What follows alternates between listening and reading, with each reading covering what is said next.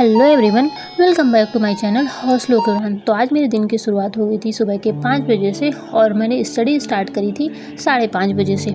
तो जब कि जब बच्चा साथ में उठता है तो थोड़ा सा टाइम अधिक लग जाता है, और जब मैं अकेली उठती हूँ तो फिर 15 मिनट में मेरे बेसिक वर्क्स कंप्लीट हो जाते हैं। तो इसके बाद आजकल मोबाइल बहुत ज़्यादा हैंग कर रहा है, तो मैंने स्टार्टिंग का टाइमर आपको नहीं दिखाया, जैसे ही ऑन किया इसके बाद हैंग होने लगा, तो फिर मैंने रख दिया। फिर मतलब थोड़ी थोड़ी देर में ये चलता है, काफ़ी ज़्यादा प्रॉब्लम होने लगी है, और फाइनेंशियल कंडीशन थोड़ा सा ऐसी नहीं है कि मैं इस टाइम पे ख़रीद सकूं। तो ठीक है, इसी से काम चल रहा है, यही होता है इंसान। देखिए ये सब चीज़ें ना ही यही जो प्रॉब्लम्स है ना, यही प्रॉब्लम्स हमें हर दिन मोटिवेट करती हैं अपने सपनों के लिए और ज़्यादा स्ट्रगल करने का, है ना। इनमें ना हमें पॉजिटिविटी यही निकालनी चाहिए कि मैं तो जब इस मोबाइल को चलाती हूँ ना, मैं अपने माइंड में रखती हूँ कि मुझे मतलब ऐसी स्थिति से मुझे निकलना है। मैं ऐसी स्थिति में नहीं जी सकती हूँ कि एक छोटा सा 10 से 15,000 16,000 का इन्वेस्टमेंट करने में मुझे 10 बार सोचना पड़ रहा है ना।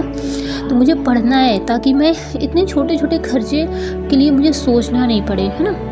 और परिस्थितियाँ बहुत सारी हैं जो हमें मोटिवेट करती हैं। हर किसी के सामने परिस्थितियाँ होंगी। देखिए बिना परिस्थितियों के कोई जो तो स्ट्रगल करने को रेडी नहीं होता, चाहे वो पढ़ाई हो चाहे कोई भी वर्क हो, है ना। तो जब आपको लगे ना कि मोटिवेशन कहाँ से मिले, मोटिवेशन का सबसे बड़ा कारण अपनी परिस्थितियाँ होती हैं। अगर आप अपनी परिस्थितियों को गंभीरता से लोगे ना, तो आप हर दिन मोटिवेट होगे, है ना। इन हालातों से घबराओ नहीं, इन हालातों में ना पॉजिटिविटी ढूंढो कि आज मैं इन हालातों में हूँ ना, तो मैं इस हालात से अपनी लाइफ को बहुत जल्द निकाल लूँगी। इसलिए मैं पढ़ रही हूँ और मैं और भी ज़्यादा स्ट्रगल करूँगी ताकि ना मेरे हालात बहुत ही बेहतर हो जाए, मेरे हर सपने पूरे हो जाए, है ना।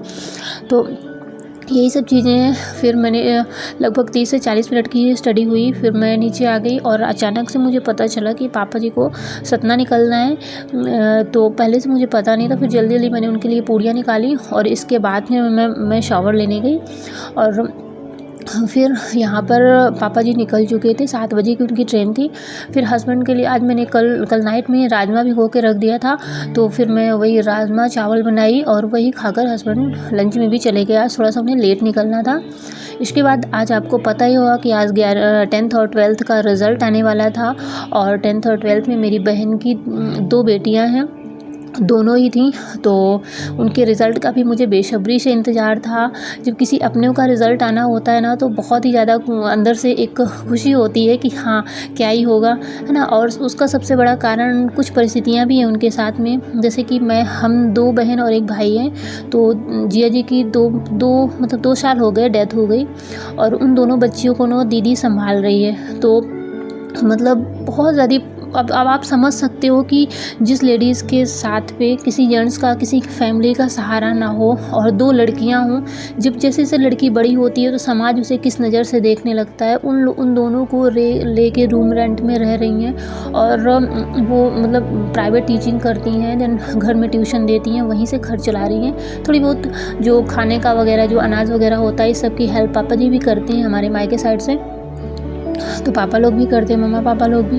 बट तो फिर भी अकेले रहना ही बहुत बड़ा चैलेंज है, और उनके लिए उनकी पूरी ज़रूरतों को पूरा करना, उनको संभालना ही सबसे बड़ी स्ट्रेंथ। और मैं सच बताऊँ ना, ये सब चीज़ें जब मैं अपने चारों तरफ देखती हूँ ना, तो मुझे सबसे ज़्यादा मोटिवेट करते हैं। और कहीं ना मेरे स्ट्रगल का ये रीज़न भी है कि मैं दीदी के लिए ना कुछ करना चाहती हूँ। मैं चाहती हूँ कि आज तो ठीक है, जिस इन्वायरमेंट में हम लोग रह रहे हैं ना, हमारे अभी इंडिया में ना दहेज की भी प्रथा बहुत ज़्यादा है। जिस घर में लड़की है ना, उस घर में दहेज की भी, शादी की भी टेंशन होती है, बहुत ज़्यादा टेंशन होती है। कि अगर मतलब मैं जिस लोकेशन में रह रही हूँ वहाँ पर मैं बताऊँ कि अगर गवर्नमेंट जॉब में है लड़का ना, तो 6 से 7 लाख रुपए मतलब नॉर्मल सी बात है कि वो लेंगे दहेज में।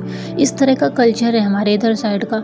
तो मतलब कहीं ना कहीं इसी वजह से लड़कियाँ बोझ लगती हैं। तो परसेंटेज की मैं बात करूँ आपको, तो 12th में साइंस बैकग्राउंड से थी, तो उनके आए 80%, और 10th वाली के आए हैं 87%।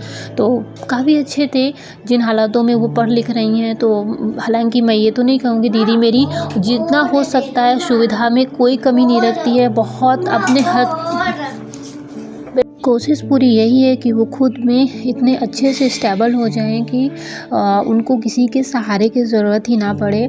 आज जिस तरीके से हम स्ट्रगल कर रहे हैं वो स्ट्रगल उन्हें ना करना पड़े। मैं हर दिन बात करती हूँ, हर दिन उन्हें यही समझाती हूँ कि बेटा अभी समय है, अभी इस समय का बहुत ही ज़्यादा यूटिलाइज़ करो और जो तो एक जॉब कंफर्म कर लो शादी के पहले, क्योंकि शादी के बाद जो स्ट्रगल हम कर रहे हैं वो आप लोग मत करो। तो ये रही हालातों की बात। और फिर इसके बाद मैं दोपहर में शिवा को भी खिला के मैं खुद खाना पीना खा के फिर ये सोते हैं 1 बजे तक में, 1:15 में सो जाते हैं। और उसके बाद मैं थोड़ा सा नीचे आती हूँ तो हस्बैंड के ऑफिस वाले जो कपड़े रहते हैं उनमें आयरन करना पड़ता है, बाकी में तो ये करवा लेते हैं बाहर से। तो मैंने आयरन किया क्योंकि ये जब सोते हैं ना तभी कर पाती हूँ, वरना अगर मैं आयरन करने बैठती हूँ तो ये आगे ना सीधे वहीं पे बार बार मतलब बैठता है, डर लगता है कहीं जल ना जाए हाथ वगैरह। तो फिर मैंने आयरन किया। इसके बाद से फिर मैं रूम में आई, स्टडी करने बैठी। लगभग 1 से 2 घंटे की स्टडी होती है, मतलब 3:30 के समथिंग शिवा उठ जाती हैं। तो मिलते हैं नेक्स्ट वीडियो ब्लॉग में। Till then bye bye.